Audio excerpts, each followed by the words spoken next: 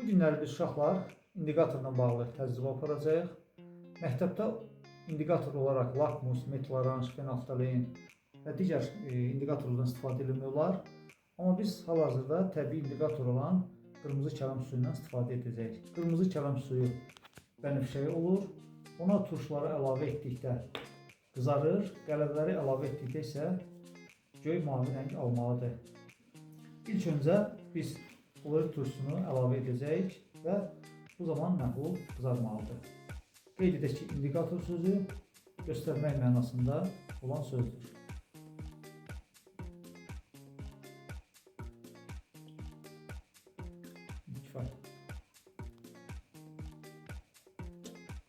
Müşahidə etdik ki, kolorit turşusu əlavə edəndə məhlul müəyyən qədər qızardı.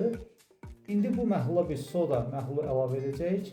Soda kolorit turşusuna reaksiyaya girdiyinə görə onu neytrallaşmalıdır və rəng yenidən bənövşəyə doğru qayıtmalıdır. Əgər sodanı artıq miqdarda töksək, bir balaca maviyə doğru da rəng dəyişikliyi baş verməlidir.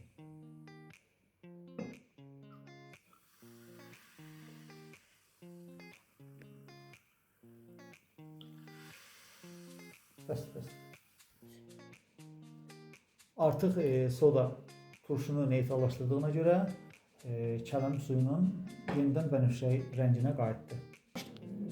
Soda məhlulunu yenidən əlavə elədiyimizə görə artıq mühit qələbləşdiyinə məhlul bənövşəyi rəngidən mavi rəngə doğru dəyişir rəngini.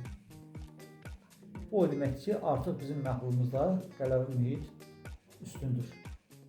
Növbəti təcrübəmizdə biz kələm suyuna gördüyümüz kimi yenə bənövşəyidir, yəni neytral mühitdir.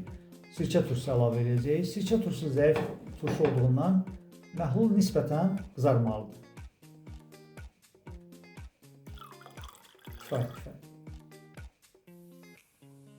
Müşahidə etdiyimiz kimi kələmin suyu artıq nisbətən qızardı.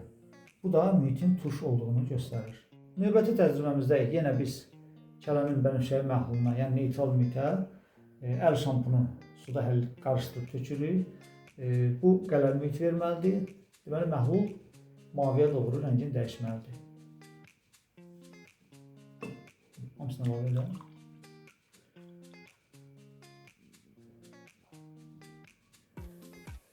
Deməli, bir balaca məhlulun maviləşməyini, mavi rəngə keçməyini müşahidə edirik. O demək ki, mühit qələbəyə doğru dəyişdi.